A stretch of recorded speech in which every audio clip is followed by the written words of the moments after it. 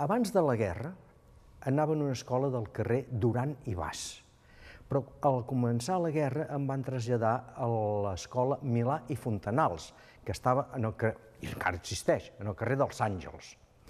En aquella escola, des de França, enviaven llet en pols. Això ja quan portàvem un temps de guerra i tothom anava passant gana, els coloms de la plaça Catalunya van desaparèixer, tal qual.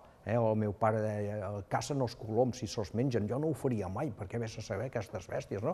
Però desapareixien, la gent se'ls menjava.